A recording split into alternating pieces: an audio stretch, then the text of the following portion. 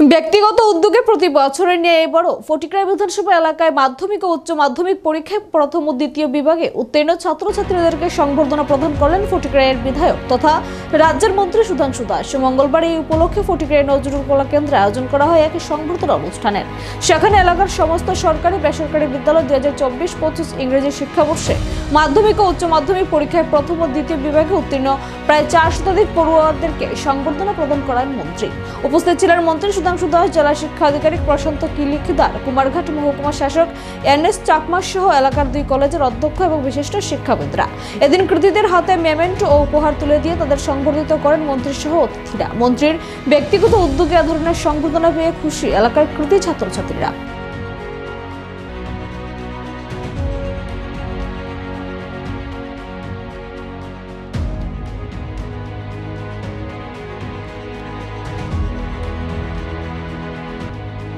মাথায় রাখেন, সমাজ কিন্তু মূর্খ মানুষের দ্বারা খারাপ হয় না। সমাজ খারাপ হয় শিক্ষিত মানুষের কারণে। সমাজ মূর্খ শিক্ষিত মানুষের দ্বারা খারাপ হয় না কখনো। কারণ অন্যায়টা দেখে শিক্ষিত মানুষরা চুপ করে বসে থাকে, তারা কখনো অন্যায়ের প্রতিবাদ করে না। আর কেউ অন্যায়ের প্রতিবাদ করলে তার পেছনে লাগতে যায়। এই জন্য স্বামী বিবেকানন্দজি যথার্থ বলেছিলেন, educated people create problem, they need to re-educate. শিক্ষিত মানুষরাই সমস্যা তৈরি করে, তাদেরকেই কিন্তু আবার নতুন করে শিক্ষা দেওয়া উচিত। আচ্ছা, আপনারা বলুন তো, পাকিস্তান ভারতের যে যুদ্ধ হচ্ছে, এটা কি রেগার শ্রমিক আর কাঠমিস্ত্রি রাজমিস্ত্রির যুগালির কারণে হইতেছে? যারা ড্রেন পরিষ্কার করে সাফাই করে তাদের কারণে হইতেছে যুদ্ধ?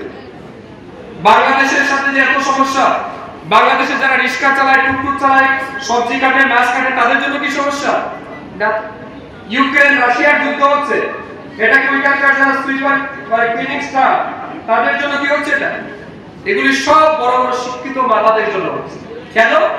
শুধুমাত্র তাদের ব্যক্তিগত ফায়দা, রাজনৈতিক পলিসির জন্য, প্রফিটের জন্য, তাদের ইগোর জন্য, কুশিক্ষার কারণে এগুলি হচ্ছে। তাই স্বামী বিবেকানন্দজি বলেছিলেন, শিক্ষা সেটা নয় যেখানে অন্যায়ের প্রতিবাদ করা শেখায় না, যেখানে সৎ পথে চলতে শেখায়, সেটা শিক্ষা।